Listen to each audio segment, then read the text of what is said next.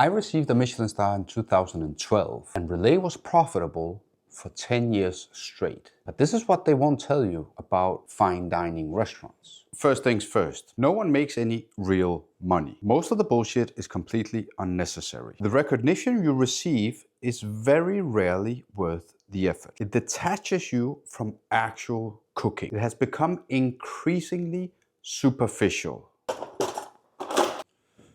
They use these. Now it has become so incredibly expensive to the point of becoming irrelevant. It's no news for anyone in the industry that most fine dining restaurants are barely running at a profit. The restaurant industry has always attracted a lot of egos. Now, you could point to chefs and say, well, yeah, but you can also more so point to everything around the chefs, the investors primarily, in love with the idea of making a fine dining restaurant. The reason why it makes so little money is that the margins are just so thin, razor thin. I would say that the best chances of a very high-end restaurant to make any sort of money is to have alternative ways to do so. More than anything, if you have a big function room or some catering business to latch on to that name, that's how you can make a lot of money. Now, obviously there's a caveat because the very, very top does make a great profit and it's admirable. But it's the very 1% of the 1%, because the worst performing restaurants are the restaurants that do not have a Michelin star, but just really, really want a Michelin star. That is the combination of ego-based search for recognition combined with whoever is infatuated enough with the idea of having a fine dining restaurant that they're willing to invest way too much money in something that will never be profitable. Relæ was profitable, very much so. But the reason why it was profitable, I think, is very much connected to what it was founded upon, which was not to have a Michelin star. My restaurant, my first restaurant, received a Michelin star in 2012 without us really wanting it. So we created a business that then was awarded a Michelin star. We didn't make something based on what we thought the Michelin guide wanted. So we made a profitable business and that served as a Michelin star. But Relæ was the 1%, as in something that was off the scheme. It was not the normal kind of restaurant. At the time, in 2010, when we opened Relæ, the Michelin star restaurants were all suffering. In Copenhagen, no one was making money.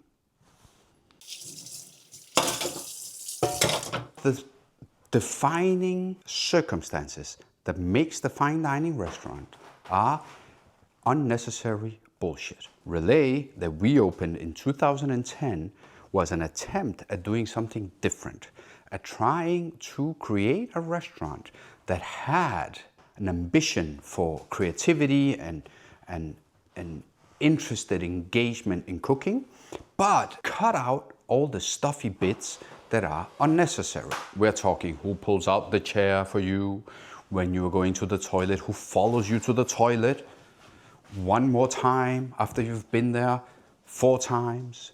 The kind of service that is overly intrusive, overly on you all the time, to make the point that we're here, right? It's great service and great hospitality is not reflected by throwing bodies at it, but that is often what the fine dining restaurants offer badly.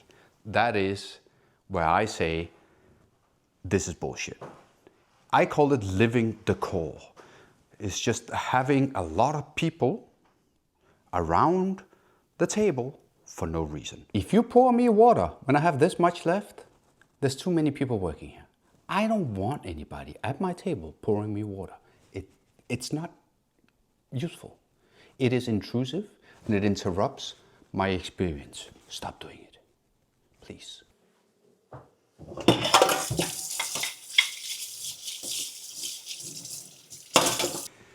the recognition you receive for achieving this type of excellence that we are told and made to believe is the greatest achievement within the restaurant industry, which is Michelin stars 1, 2, 3, or in any way being in a very luxurious restaurant, are rarely worth it.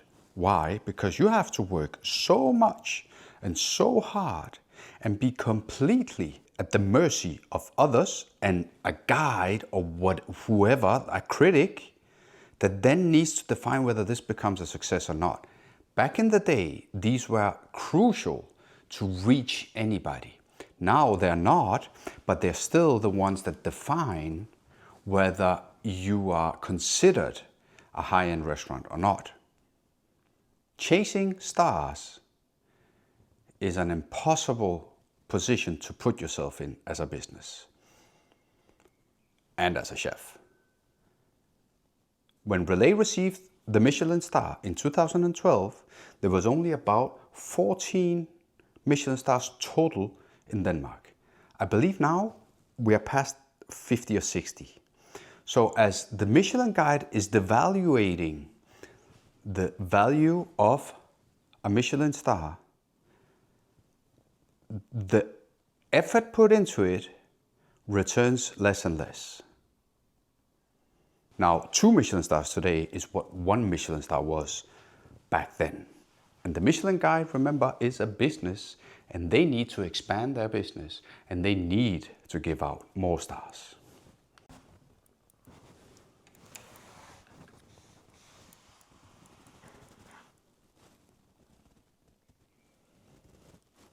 The food has become so laborious, so overly manipulated, for the obvious reason that since 2010, Instagram has changed the cooking industry, the restaurant industry, for the worse.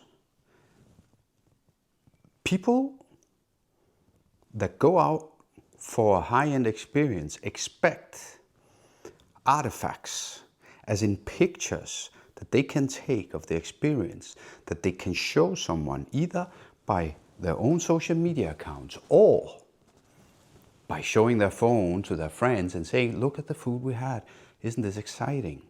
The language that we have for cooking and gastronomy is changing from being based on flavor, depth, interest, story, backstory, sourcing of produce, to superficial,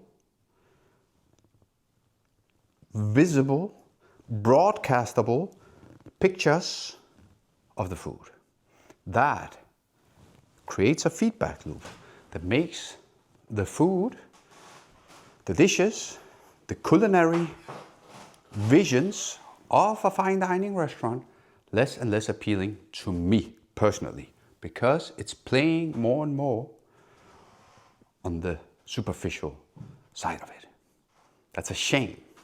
And that's why the higher you go up in fine dining, the less is really the cooking. The more is the superficial part of the cooking. These should be used exclusively for picking out hairs, not for any type of cooking. Please, don't. There we are, complicating things that are seemingly looking like they're complicated, but in the end, they might not be that interesting. Actual cooking is being detached from this kind of perceiving food at a high level. In fine dining restaurants, the food that you're served, I find, can be almost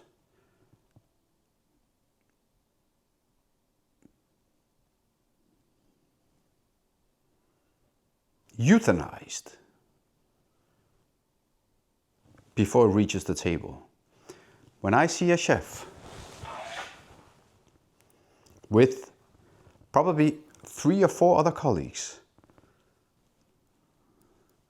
putting stuff on a plate for minutes and minutes and minutes. And I just see that dish dwindling, becoming less and less alive. And then it goes to the table and it is served. It has no life. It has no power. It has no message. It's dead. It serves no purpose besides making the one with this in this hand, her hand, look good. Overly manipulated dishes end up being completely void of nature, of expression, of vision. The problem is that the demand from the customer that needs to broadcast his or her experience through social media, phones and pictures in understandable ways for others demands that things look intricate more than that they carry some sort of depth.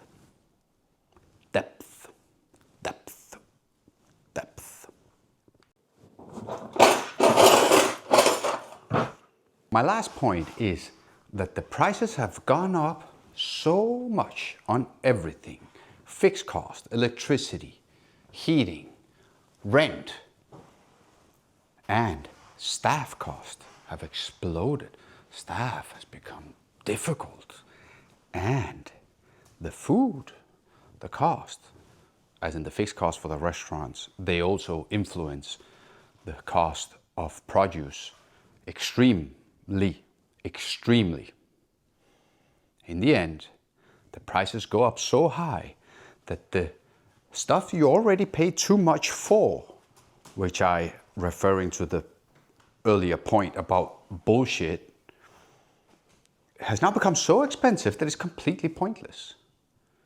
I'm not willing to dish out the amount of money I have to pay today for someone pulling out my chair when I don't give up about my chair.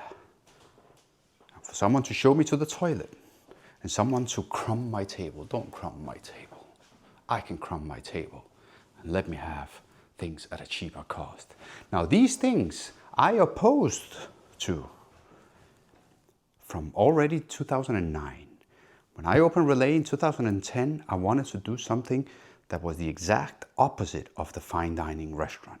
I wanted it to be an anti-fine dining restaurant. And that is how we succeeded at making it profitable. We made a very profitable fine dining restaurant by not making it a fine dining restaurant. We ran a service with 2 front of house for 70 guests plus. It's unheard of. Of course, there are exceptions to the rule. There is a great amount of incredibly great restaurants that are in the fine dining realm. What I oppose is the concept of the fine dining restaurant that by far the majority is taken by face value and just repeated ad nauseum until you just get something that is extremely boring, irrelevant, and in the end, way too expensive. If you want to have great culinary experiences, fine dining is not where you should go. What you need to go is the level just under. I believe that now and for the long future, you either have to go to the extreme top and dish out what that costs, because that can be worth it sometimes if you can afford it, considering how expensive it's become. And underneath the fine dining level, where the energy is still there and the cooking is immediate and intense and fun, that is where you have great gastronomy.